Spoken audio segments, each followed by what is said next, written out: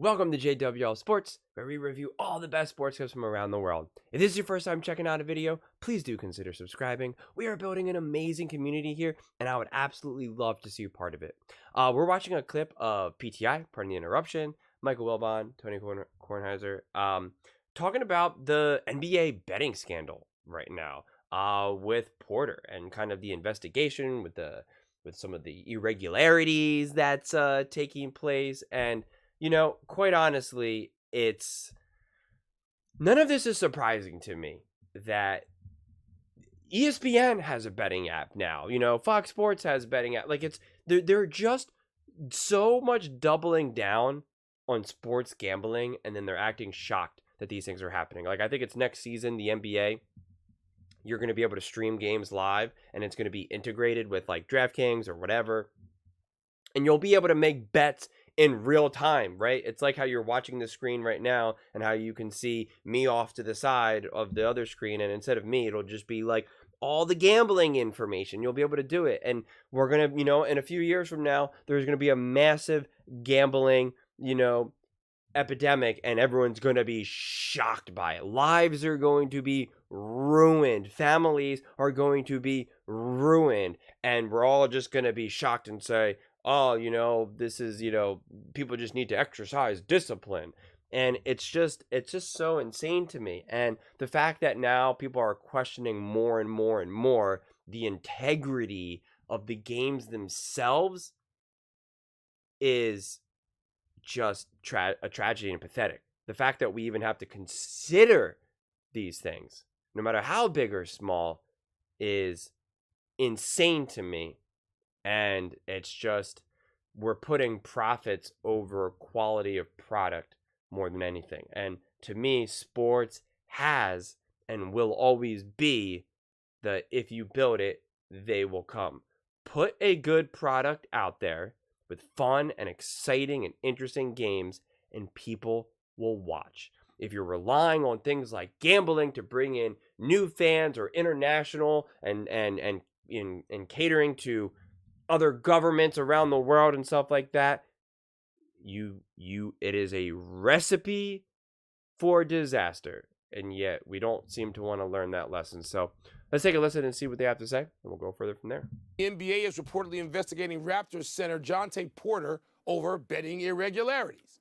On January 26th and March 20, prop bets involving the under on Porter's own stats were the biggest money winners of the night on DraftKings. In both these games, Porter left play after just minutes. Tone, to double down, how does this sound to you? Well, it sounds like there is a lot of circumstantial evidence here.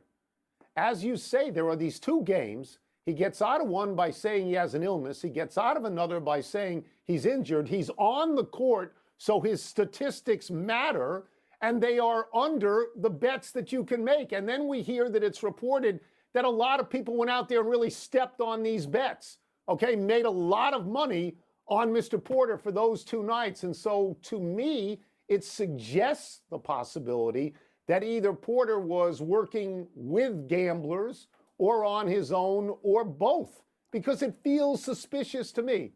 Look, I don't know him the way you don't know Ohtani. He's a two-way contract guy. He's making $450,000 a year. And he's sitting in a locker room with a lot of people making 20 and 30 times as much. Maybe that influences him. And unlike Shohei Ohtani, he doesn't have this sort of bright light of recognition and stardom. So maybe what he says might be doubted a little bit. I don't know. That's what it sounds like. I'm glad you went through the details of this. I'm glad you did. What you did, you covered very well, because I'm going to go in a different direction. We're going to have one of these stories every week. Every week. Because this is what the leagues and the networks, including this one, have wrought. They have gotten into bed with gambling interests. They have partnered. They have decided to make hundreds of millions of dollars, and I'm sure total billions in the future, with gamblers, with sports gambling. They decided this, Tony, and so I am not upset at any of these guys. I understand that all the players in these sessions before You're not a upset season. No. If No, this I'm player not. essentially threw the game, you're not upset? Tony, I'm I am. more upset with the people above him who encourage it. They don't just Yes. encourage it. They don't just Yes. tolerate it. They say, hey, what did Rudy Gobert do? What did he do? That's okay, right. let's That's deal right. with the He made reality the of sign this. of money. The Well, people okay, in so- charge of these leagues and networks have said, Hi, Mike. bring it to us. Let's just go to the side for a second on this. The NBA has a problem, I believe, with the possibility of fixing games. They had a referee in recent years who was accused of fixing games. The Rudy Gobert incident that you mentioned, he was saying that another referee was fixing calls in order to make money. And now they have a player who may have tilted the game in a way away from the honesty and integrity of the game. Mike, yesterday I sat here and I said this could be Rob Manfred's worst professional day because he was looking at maybe a Pete Rose thing with Shohei Ohtani. I'll just change names to Adam Silver. What if he finds out that he's got players out there who are altering the game to fit their needs and not the game? Tony, I don't disagree with the words you said. I'm just saying the biggest problem ain't the players. Don't tell me the face of this problem, which could be a very serious one, you and I agree, is some dude named Jontay, who if in uniform, you and I couldn't identify if he walked in the studio. Don't tell me he's the biggest problem. The leagues and the networks who've agreed to be in bed with gambling, they're the biggest problem. Yeah. And we're going to have stories like Well, this all the time. So, okay, Michael Wilbon is dropping some fire here, and that's pretty cool to see. I respect it because he's calling out his own network that he's employed by, which I have to say I am impressed. He must be pretty happy with the amount of money that he has made in the past because I respect that. My respect for him has just got really, really high. I think that's great, and you can see it almost made Tony uncomfortable for a second because he's like, hey, I got this great cushy job right now, like this is golden. I work for like an hour a day, if that. But what I want to say is that I definitely blame, the people above, right? I do. They have the majority of them. It's not to say that there's no blame. Like, I think Wilbon is going a little bit too far by saying that there's no blame on, some of the players, because of course there's some individual personal responsibility, but I always like the liquor store example and the check, the check cashing. And this is why I think Wilbon is probably extra sensitive to this because, they talk about this and this being a problem in like inner cities, whether it be like a more like a black community or Latino or just in poorer communities in general. Could definitely still be white, doesn't necessarily have to be race, but it's usually highlighted within, say, like a black neighborhood within the city of how you have, a check cash store, a pawn shop, and a liquor store, like right there. And it's just like, you're just, being inundated with these negative, exposures. And then you're shocked that this neighborhood is not a good neighborhood. When your neighborhood is surrounded by all of these things that can harm you, you can only get through it and survive it so much, right? Like, it's just like we're all human beings here. And so when everything is just gambling and gambling and gambling and gambling and gambling, and then we're shocked that there's issues, it's insane. It's you're pleading ignorance. And it's just, I mean, when I saw a commercial for the ESPN betting app, I damn near like was shocked. I really was. I was just like, are you like serious right now? And on one side, I get it, because if you're going to gamble anywhere, it's like, well, I trust ESPN. It's ESPN, right? They're not going to steal my money. I know if I win, they're going to pay me. Like, I know there's not going to be any issues here. But it's just insane. And what's insane is, and what's so frustrating, and you probably have seen this too now, like, every podcast is sponsored by, like, a gambling app. Or you see that our favorite shows now, they've incorporated gambling into the show very subtly, or sometimes not so subtly, right? They have their top picks, or they talk about, like, in just like when they're doing the banter in between segments of like, who do you got on Sunday? Oh, well, I don't know, so and so, it's the Giants are +3. Yeah, I think I'm probably going to put a little bit on that. Like, they just made it so casual that now it makes it feel like, oh, well, everyone's gambling. Like, my favorite guys on TV are gambling, like my friends are gambling. It's on the app. It's this and that. And it's just $5 here, $10 here, and all that. And it just becomes so normalized. And I understand if some of you enjoy gambling and you can have fun with it. I get it. I do. And I'm not the type of person that says, like, it all needs to be illegal, this, that, and the third. But to deny the problems of it, I just think is absurd. And again, when you're talking about sports, there's just too much at play here. There's too much at risk here. And having these stories is so just disappointing, because it's just, and like I said, it's only going to get worse. This is only the beginning of it. This is only the beginning. And I just don't know what it's going to take. It's like the opioid crisis, right? Like, there are some people, myself included, okay, who I've had to take opiates because of all my sports injuries and surgeries. And in the beginning, I got some of this medication and I was able to get it like effortlessly, right? Effortlessly. They would just give you a tub of it. And, I needed it, quite honestly. And then in the following years later, as I got other surgeries and other injuries, it was like, in order to get that medication, it was like, my God, it was insane. You had to show up in person. They had to type it up in their computer. Then they had a random, they had to take out the doctor now too. Had to take out his phone, a random code generator that you had to then type in. It was a whole song and dance. And they would only give you like 10 pills at a time, 15 pills at a time. And it would always be like, oh my God. And now I would feel like I am like an addict, be calling and saying, I need more medication here. Like, I'm not abusing this. I'm in a lot of pain. I shattered my clavicle, my knee, my this, my that. Like, let's go here. Come on. And it took away from me. I suffered. I genuinely suffered because they gave me the bare minimum medication because they're trying to be more careful and not get people addicted to this and abuse in this.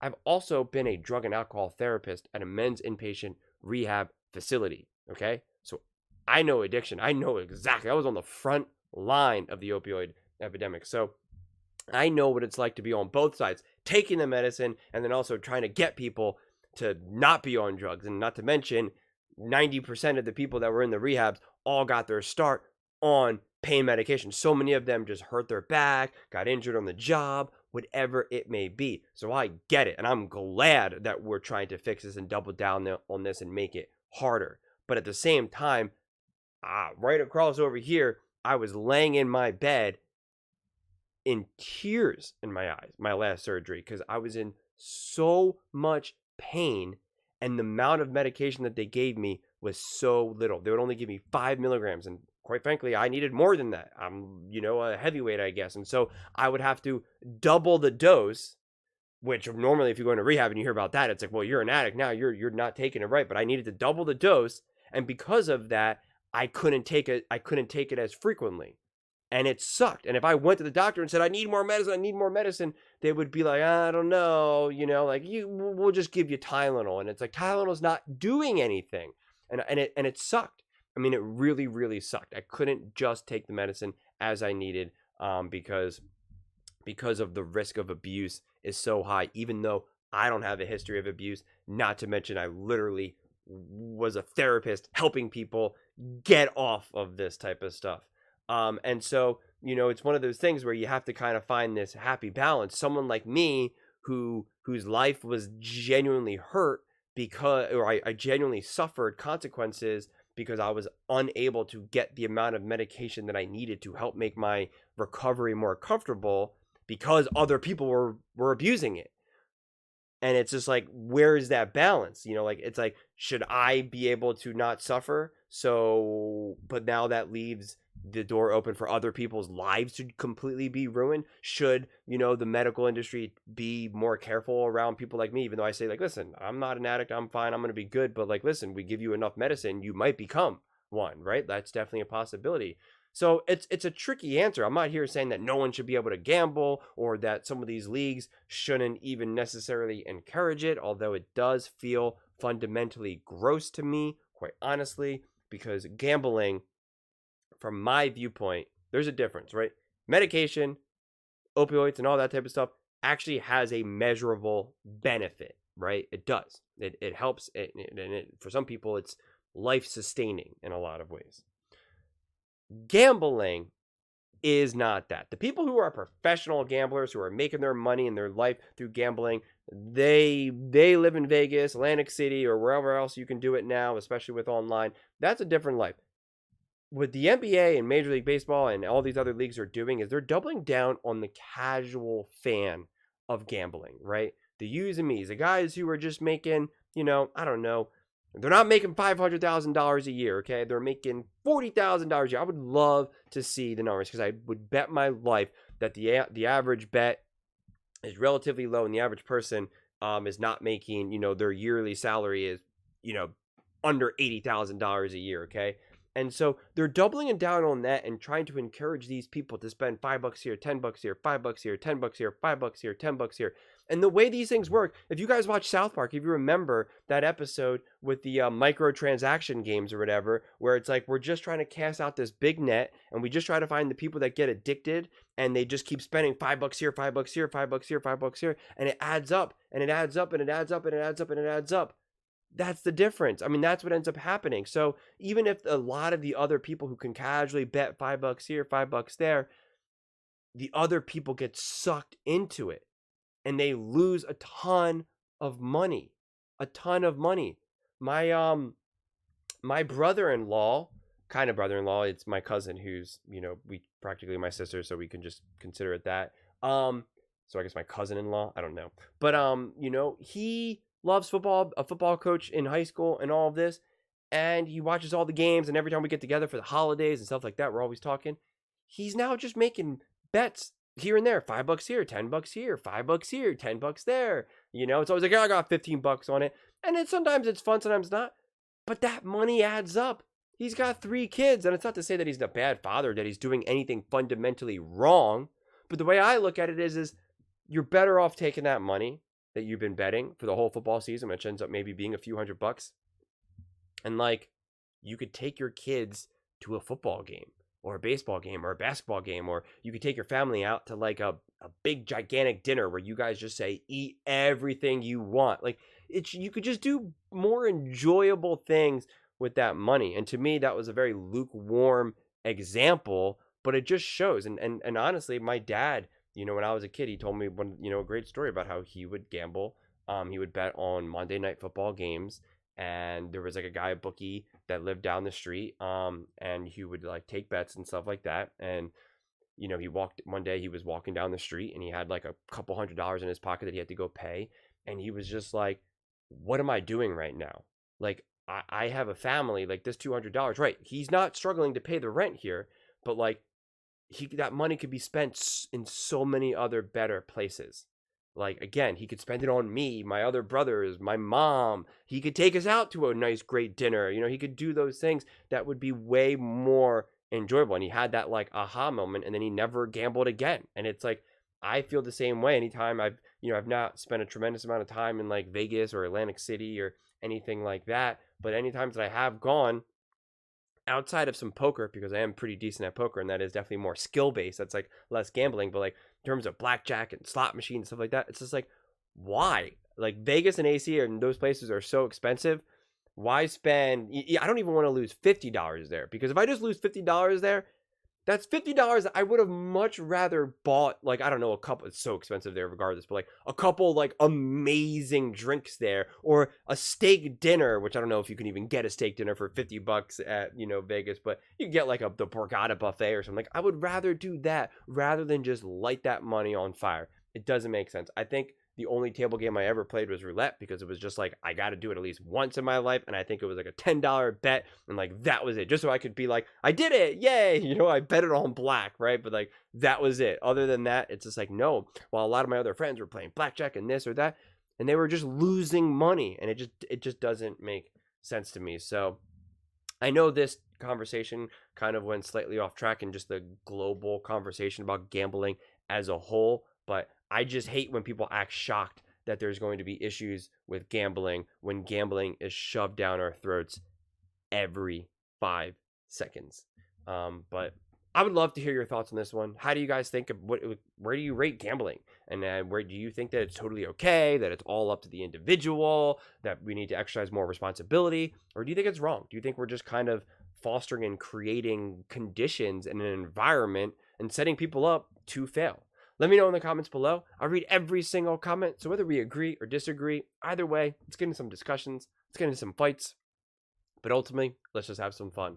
And please do consider subscribing. As I said, we are building an amazing community here, and I would absolutely love to see you part of it. I want to build something that we all genuinely feel connected to, something that we're really excited to be a part of, and I think we're well on our way to doing it.